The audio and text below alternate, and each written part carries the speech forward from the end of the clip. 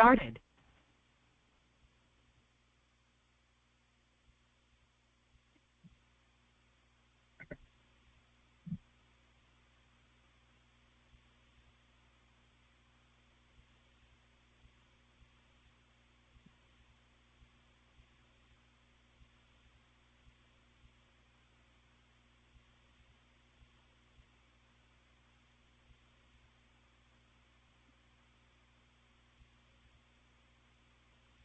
नमो अरिहन्ताणं नमो सिद्धाणं नमो आयर्याणं नमो उज्जयाणं नमो लोये सौसाहुनम्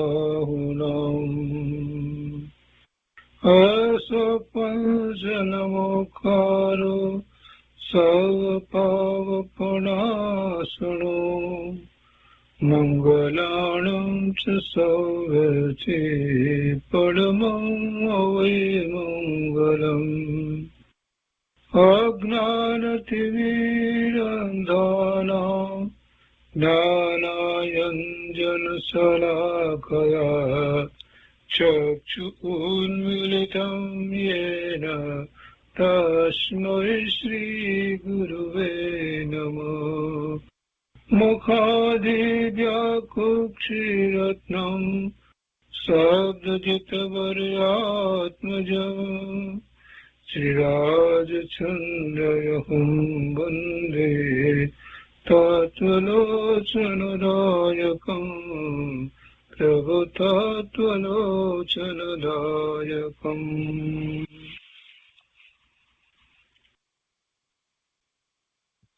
કૃપાળુદેવના વચનામૃતનો સ્વાધ્યાય. એમાં આપણે 22મા વર્ષના પત્રોનો સ્વાધ્યાય કરી રહ્યા છીએ. પત્રાંક 50 સુધી સ્વાધ્યાય પૂરો થયો છે. આગળ 51મું પત્ર આજે લઈએ છીએ. આ પત્ર કોઈની ઉપર લખાયો છે એ સ્પષ્ટ નથી. વવાણિયા બંદર, મહાવદ સાતમ, સંવત 1945. વિરાગી પુરુષોને નમસ્કાર. વિરાગી પુરુષોને નમસ્કાર. ઉદય આવેલા કર્મોને ભોગવતા નવા કર્મ ન બંધાય તે માટે આત્માને સચેત રાખવો એ સત્પુરુષોનો મહાન બોધ છે. અને આમ થાય તો જ નિર્જરા થાય, અને આમ થાય તો જ ભવના ભ્રમણ ટળી અને એમાંથી છૂટી શકાય. ઉદય આવેલા કર્મો ને ભોગવવાનો તો ભાવ હોય નહીં, પણ સાતા અને અસાતા વેદનીના કર્મો હોય, અને કેટલીક વસ્તુ એવી પણ હોય કે એવા સંયોગોમાંથી પસાર થવું પડે, એવા કર્મોના ઉદય હોય, તો એવે વખતે સંભાવ રાખી અને ઓછામાં ઓછા કર્મ બંધાય એવું વર્તન હોવું જોઈએ. આર્ત ધ્યાન થાય એવા સંયોગો આવ્યા હોય તો પણ ક્ષમતા રાખી અને એને શાંત ભાવે ભોગવી લેવા. અને એમ થાય તો નવા કર્મ ન બંધાય. ઉદય આવેલા કર્મોને ભોગવતા નવા કર્મ ન બંધાય તે માટે આત્માને સચેત રાખવો, જાગૃત રાખવો. કંઈ પણ બનાવ બને છે, કોઈ પણ સંયોગો આવે છે, ત્યારે એમ વિચાર કરવો કે આ પૂર્વે એવા ભાવ કર્યા હતા, એને કારણે કર્મ બંધાયા છે, એનો ઉદય છે. અને એ ઉદય આવ્યો છે તો એની સ્થિતિ પૂરી થતા એ ઉદય ચાલ્યો પણ જશે. મારે એમાં વિચલિત થવાની જરૂર નથી, હર્ષ કે સુખ કરવાની કાંઈ જરૂર નથી. અને જો હું એમ કરવા જઈશ, હર્ષ કે શોક કરવા જઈશ, આર્ત ધ્યાન કે રૌદ્ર ધ્યાન કરવા જઈશ, તો નવા કર્મો બંધાશે અને ભવના ભ્રમણનો પાર નહીં આવે. અને આ વાત સત્પુરુષો એ આપણને આપી છે. કૃપાળુદેવ કહે છે કે એ સત્પુરુષોનો મહાન બોધ છે. આ જ વાત સમજવાની છે. કર્મને ભોગવવાનું જ્ઞાનીને પણ હોય, અજ્ઞાનીને પણ હોય. એક જ સરખા સંયોગ આવ્યા હોય પણ છતાંય એ સંયોગો ભોગવાય અને બંનેને જે નવા કર્મનો બંધ પડે એમાં ઘણો ફેર હોય. જ્ઞાની એ સંયોગોને જ્ઞાતા દ્રષ્ટા ભાવે જુએ છે, અજ્ઞાની એ સંયોગોમાં ઓતપ્રોત થાય છે, એટલે એને ઘણા નવા કર્મ બંધાય છે. આગળ લખે છે કૃપાળુદેવ કે આત્મ અભિલાષી, જો ત્યાં તમને વખત મળતો હોય તો જીન ભક્તિમાં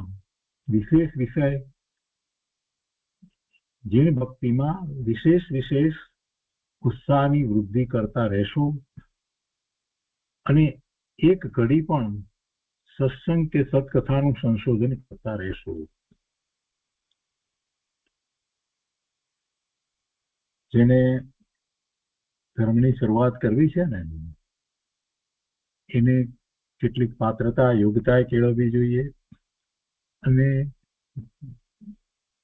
નકામાના વિકલ્પો અને એવા ભાવ કે જેને કારણે પાપના બંધ પડે છે એનાથી બચવું જોઈએ. અને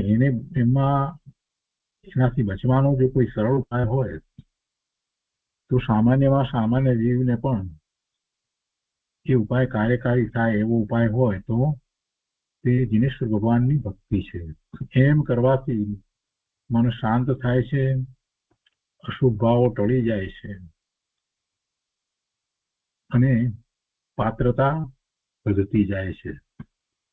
એટલે કૃપાળુદેવે એ વાત લખી છે કે જો ત્યાં તમને વખત મળતો હોય, એટલે એનો અર્થ કે જે એની પર પત્ર લખાયો છે એને ખૂબ કામ રહેતું હશે, વખત ઓછો મળતો હશે એવું હશે, એટલે લખે છે કે ત્યાં તમને વખત મળતો હોય તો જીન ભક્તિમાં વિશેષ ઉત્સાહની વૃદ્ધિ કરતા રહેશો અને એક ઘડી પણ થોડોક સમય પણ જો સત્સંગ કે સત્કથાનું સંશોધન કરતા રહેશો, કંઈક એવો અવસર મળે તો સત્સંગ જરૂરથી કરશો, સત્કથાનું સંશોધન કરતા રહેશો એટલે શાસ્ત્રનો અભ્યાસ કરશો, થોડો પણ જેટલો પણ થાય તેટલો. વળી લખે છે કે કોઈ વેળા શુભાશુભ કર્મના ઉદય સમયે હર્ષ શોકમાં નહીં પડતા ભોગવે છૂટકો છે અને આ વસ્તુ જે મારી નથી એમ ગણી સંભાવની શ્રેણી વધારતા રહેશો. જે સંયોગ આવ્યા એમાં જે વસ્તુઓ મળી હોય કે વસ્તુઓ ચાલી ગઈ હોય, બંને પ્રકારના સંયોગો હોય ને, તો એમ રાખવું જોઈએ કે વસ્તુ મારી નથી, મારી હતી નહીં, મારી છે નહીં, થવાની નથી. વસ્તુના કારણે આવી ને વસ્તુના કારણે એના કારણે જાય. એમ સંભાવ રાખવો, સંભાવની શ્રેણી વધારતા રહેવું. અને આગળ લખે છે વિશેષ લખતા અત્યારે અટકું છું, પછી લખે છે શ્રી રાયચંદના સત્પુરુષોને નમસ્કાર સમેત પ્રણામ વાંચશો. એ પછી 52મો પત્ર છે. 52મો પત્ર ખીમજીભાઈ પર કૃપાળુદેવે લખ્યો છે. વવાણિયા બંદર મહાવદ 10 સોમવાર 1945. નિરાગી પુરુષોને નમસ્કાર. ખીમજીભાઈ પ્રત્યે લખે છે કે આત્મહિત અભિલાષી અને આજ્ઞાંકિત તમારો આત્મવિચાર ભરિત પત્ર ગઈ પ્રભાતે મળ્યો, ગઈકાલે સવારે પત્ર મળ્યો. નિર્ગ્રંથ ભગવાને પ્રણીતેલા પવિત્ર ધર્મ માટે જે ઉપમા આપીએ તે ન્યૂન્ય જ છે. ભગવાને જે ધર્મ પ્રભાવના કરી છે એને કાંઈ ઉપમા આપી શકાય એમ નથી. એ જગતની સર્વશ્રેષ્ઠ વસ્તુ છે, એની સાથે બીજી કોઈ વસ્તુની તુલના થઈ શકે નહીં. ગમે તેટલી ઉપમા આપીએ તો એ બધી ઉપમા નાની પડે. ભગવાનની વાણી, જીન વાણી, જીન પ્રવચન,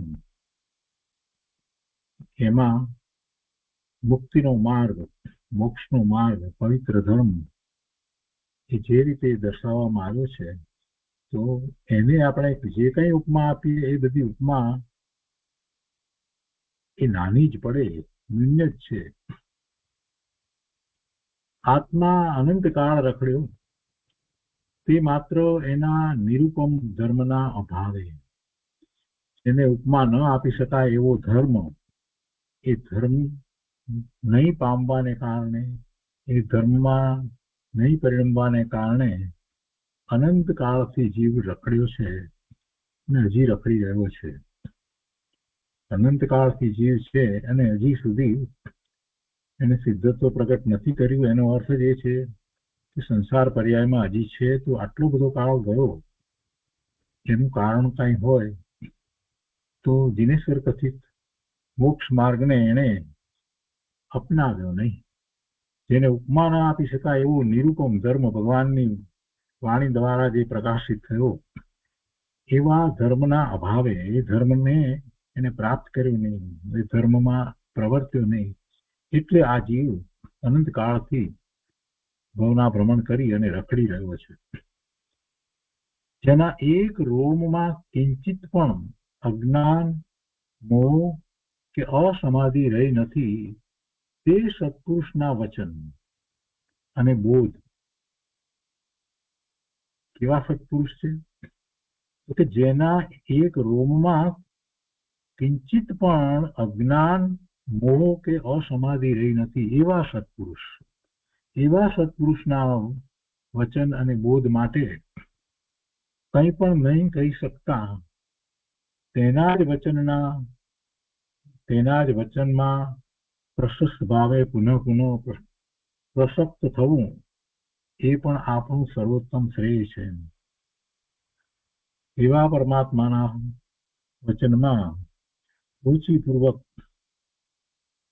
સાંભળી, સ્વીકારી અને પુરુષાર્થ કરવો, એ જ કરવા જેવું છે. એવા વચનની અંદર પૂરેપૂરી શ્રદ્ધા રાખીને એને સારી રીતે સમજી અને એને સ્વીકારી લેવાના. સમજપૂર્વક એ વચનનો સ્વીકાર કરવાથી જીવને શાંતિ થાય અને આગળ વધી અને પોતે સમાધિ કરી શકે, નિર્વિકલ્પ ધ્યાનમાં આત્માની અનુભૂતિ કરી શકે. એ સત્પુરુષના વચન અને બોધ માટે કંઈ પણ નહીં કહી શકતા, એને માટે કંઈ આપણે કહી શકીએ એમ નથી, એને કોઈ એની ઉપમા આપી શકાય એમ નથી. અને એ વિશેની વાત કરવા કરતા એ વચનમાં જ, વચનની અંદર જ એને વિચારી અને એમાં જ સમાઈ જવું, એને જે પ્રાપ્ત કરી લેવા, એમાં જ બતાવેલા માર્ગે ચાલવું. એના જ વચનમાં પ્રશસ્ત ભાવે, શુભ ભાવે પુનઃ પુનઃ પ્રસક્ત થવું, એ પણ આપણું સર્વોત્તમ શ્રેય છે. એમાં જ શ્રેય છે ને, તો સર્વોત્તમ શ્રેય છે. જગતમાં જીવોને બીજું કાંઈ શ્રેયભૂત નથી. આગળ લખે છે કૃપાળુદેવ કે શ્રી એની શૈલી, જ્યાં આત્માને વિકારમય થવાનો અનંતમો અંશ પણ રહ્યો નથી, જ્યાં આત્માને વિકારમય થવાનો અનંતાંશ પણ રહ્યો નથી, શુદ્ધ સ્ફટિક ફીણ અને ચંદ્રથી ઉજ્જવળ શુક્લ ધ્યાનની શ્રેણીથી પ્રવાહ રૂપે નીકળેલા તે નિર્ગ્રંથના પવિત્ર વચનોની મને તમને ત્રિકાળ શ્રદ્ધા રહો. એ શ્રદ્ધા ત્રણેય કાળે રહો, ત્રણેય કાળે રહો. ભૂતકાળમાં, વર્તમાન કાળમાં, ભવિષ્યકાળમાં. પણ ભૂતકાળ તો વીતી ગયો ને, તો વર્તમાન કાળમાં અને ભવિષ્યકાળમાં એવી શ્રદ્ધા રહો, અને ભૂતકાળમાં એવી શ્રદ્ધા ન થઈ હોય તો એ માટે આપણને ખેદ થવો જોઈએ. આગળ કહે છે કે એ જ પરમાત્માના યોગ બળ આગળ પ્રયાચના, એ પરમાત્માના યોગ બળ આગળ પ્રયાચના. પરમાત્માનું યોગ બળ એટલે આત્માનો યોગ એમણે સાધ્યો છે, સ્વરૂપમાં એવી એકાગ્રતા કરી છે, સ્થિરતા કરી છે, એટલે જે એમની દિવ્ય ધ્વનિ છૂટી છે એ જ બળ, કે જે બળ દ્વારા, એ દિવ્ય ધ્વનિ દ્વારા જીવો જ્ઞાન પ્રકાશ પ્રાપ્ત કરી અને ભગવાન જેવી દશાને પ્રાપ્ત કરે છે. અને એમ જ જૈન દર્શનનું સ્વરૂપ છે. એ જ રીતે મોક્ષ માર્ગની પ્રભાવના થઈ રહી છે. બધા જ જિનેશ્વર ભગવાને એમ જ કર્યું છે. એટલે એવી જ વિશેષપણે યાચના કે મને એવો ધર્મ મને પ્રાપ્ત થાય. દયાળભાઈએ દર્શાવ્યું તે પ્રમાણે તમે લખ્યું છે અને હું માનું છું કે તેમ જ હશે. દયાળભાઈ સહર્ષ પત્ર લખે એમ તેમને કહેશો અને ધર્મ ધ્યાન ભણી પ્રવૃત્તિ થાય એ કર્તવ્યની ભલામણ આપશો. દયાળભાઈ માટે કેટલીક વાત એમણે લખી છે કૃપાળુદેવે. દયાળભાઈએ કંઈક લખ્યું હશે તો એ વિશે પણ માર્ગદર્શન આપ્યું છે. દયાળભાઈને સહર્ષ પત્ર લખવા માટે પણ કહેવાની વાત કરી છે. અને ખાસ વાત તો એ કહે છે કે ધર્મ ધ્યાન ભણી પ્રવૃત્તિ થાય એ કર્તવ્યની ભલામણ આપશો. એ દયાળભાઈને તમે કહેશો ધર્મ ધ્યાન ભણી પ્રવૃત્તિ થાય. પ્રવીણ સાગર માટે કઈ ઉત્તર નથી તે લખશો. પ્રવીણ સાગર વિશે પહેલા કંઈક વાત થઈ હશે તો એના સંબંધીનો ઉત્તર જે હોય તે લખશો. એવો એક ગ્રંથ છે. જેમ બને તેમ આત્માને ઓળખવા ભણી લક્ષ દો, એ જ માગણી છે. જેમ બને તેમ આત્માને, આત્માના સ્વરૂપને અનુભૂતિ સહિત ઓળખવા ભણી લક્ષ દો. ઓળખવો છે તો આત્માને ઓળખવો હોય તો કેવી રીતે ઓળખાય? આત્માની મુખ્ય વસ્તુ કઈ છે કે જેના દ્વારા આપણે આત્માને ઓળખી શકીએ? જીવને ઓળખવા માટે એની કઈ એવી વસ્તુ છે કે જે દ્વારા જીવ ઓળખાય? ચેતના. આત્માને ઓળખવા માટે આત્માની કોઈ મુખ્ય વસ્તુ હોય તો ચેતના છે. તો પોતાનો આત્મા ચૈતન્ય મહાપ્રભુ છે. એ ચેતના દ્વારા જ પોતાને ખ્યાલમાં આવે છે. સમયે સમયે એની જ્ઞાન દર્શનની ચેતના પરિણમી રહી છે ને, તો એ જ પોતે છે. એ જ્ઞાન ચેતનાથી જુદો કોઈ આત્મા છે જ નહીં. એ જ્ઞાન દ્વારા જ પોતાને ખ્યાલમાં આવે છે કે આ હું, જે આ જ્ઞાન કરી રહ્યો છે એ જ હું છું. જે જ્ઞાન કરી રહ્યો છે એ ચૈતન્યમય ભગવાન આત્મા, તે જ હું છું. એ સિવાય બીજો કોઈ આત્મા નથી. જેમ બને તેમ આત્માને ઓળખવા ભણી લક્ષ દો, એ જ માગણી છે. પછી લખે છે, પેલા દયાળભાઈએ લખ્યું હશે ને એટલા માટે એમને કવિરાજ તરીકે સંબોધન કર્યું હશે ને, એટલે કૃપાળુદેવ લખે છે કે કવિરાજ તમારા નિસ્વાર્થી પ્રેમને માટે વિશેષ શું લખે? કવિરાજ એટલે પોતે. કેમ કે કૃપાળુદેવને કવિરાજ તરીકે પણ ઓળખતા હતા. એટલે હું તમને ધન આદિકથી તો સહાયભૂત થઈ શકું તેમ નથી. એટલે એ તો થઈ શકે એમ નથી. તેમ તેવું પરમાત્માનું યોગ બળ પણ ન કરો, એટલે એમ ઈચ્છતો પણ નથી.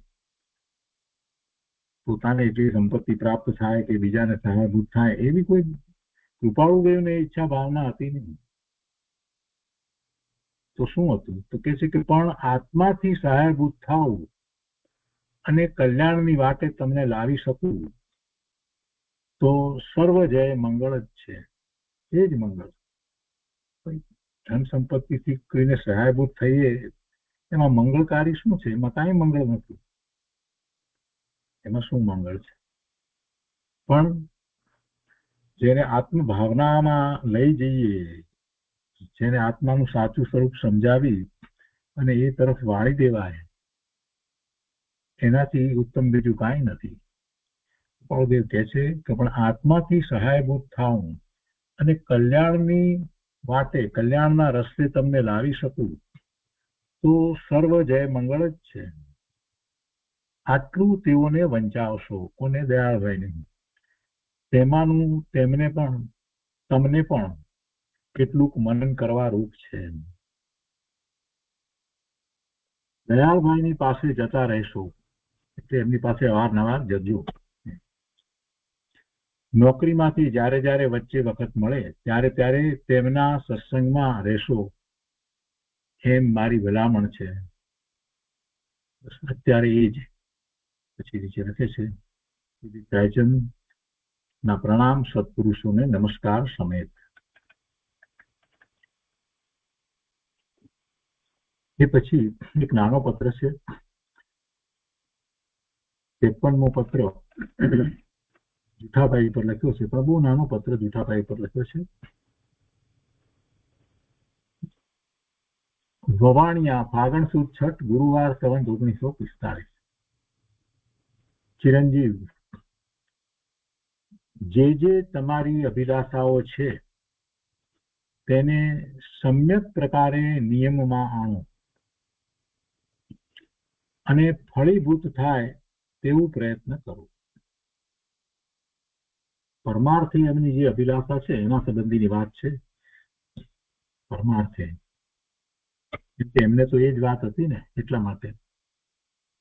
એટલે કે છે કે જે તમારી અભિલાષાઓ છે તેને સમ્યક પ્રકારે નિયમમાં આણો. નિયમમાં આણો એટલે એને નિયમિત રીતે એને માટેનો સમ્યક સાચો પુરુષાર્થ કરો.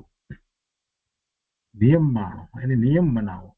રોજ માટે નિયમમાં આણો અને ફળીભૂત થાય તેવું પ્રયત્ન કરો. એ મારી ઈચ્છના છે. સોચ ન કરો, યોગ્ય થઈ રહેશે. કોઈ પણ પ્રકારે સોચ ખેદ ન કરો, બધું યોગ્ય થઈ રહેશે. કંઈક વાત બીજી હશે એવી કે જેને કારણે એમને કંઈક પ્રતિકૂળતા આવ્યો કે કંઈ પણ થયું હશે કે જેથી કરી અને એમને શોધ થાય એવો પ્રસંગ કદાચ કંઈ પણ હશે, તો ત્યારે એમને જેની જરૂર છે એવા કૃપાળુદેવના વચન એમને કૃપાળુદેવે લખી નાખ્યા છે. કૃપાળુદેવના વચન પ્રાપ્ત થાય એટલે જીવને કેટલી શાંતિ થાય. અને આવા વચન ઉત્સાહ વધાર્યો છે અને એમના પરમાર્થે જે કંઈ પુરુષાર્થ વગેરે જે ચાલતા હશે એમાં પોતે ફળીભૂત થાય એમ કૃપાળુદેવ પણ ઈચ્છે છે. આનાથી મોટી વાત શું જોઈએ? મહાપુરુષો જયારે આપણને એમ કહેતા હોય કે અમારી ઈચ્છા છે કે તમે પણ આ રીતે તમારા પરમાર્થે જે પ્રયત્ન છે એમાં સફળ થાઓ, કેટલું સારું લાગે. અને તરત જ એ એમની આજ્ઞાને આપણે અનુસરીએ અને આમનું પણ એમ જ હશે. અને પાછું સાંત્વન પણ આપી છે, યોગ્ય થઈ રહેશે, સોચ ન કરો. વળી લખે છે કે સત્સંગ શોધો, સત્પુરુષની ભક્તિ કરો. સત્સંગ શોધો અને સત્પુરુષની ભક્તિ કરો, બે વાત લીધી છે. સત્સંગમાં રહેવું અને સત્પુરુષની ભક્તિ કરવી. સત્પુરુષની ભક્તિ કરતા શું થાય છે? સત્પુરુષના ગુણને આપણે યાદ કરીએ છીએ ભક્તિમાં, એમના પુરુષાર્થને પણ આપણે યાદ કરીએ છીએ અને એમના પ્રત્યે આપણને અહોભાવ આવે છે, કેમ કે એમના થકી આપણે જ્ઞાન પ્રાપ્ત કરીએ છીએ. એટલા માટે તો એવા સત્પુરુષની ભક્તિ મોક્ષાર્થીને, આત્માર્થીને હોવી જ જોઈએ. પછી લખ્યું છે રાયચંદના પ્રણામ કરીને પત્ર પૂરો કર્યો છે. તો આ 53મો પત્ર થયો. 54મો પત્ર આપણે આવતી વખતે લઈશું. આજનો સ્વાધ્યાય અહીંયા સુધી રાખીએ છીએ. 53મો પત્ર સુધી સ્વાધ્યાય રાખીએ છીએ. હવે આજે 14 છે, તેથી આપણે ભાવ પ્રતિક્રમણ કરીશું.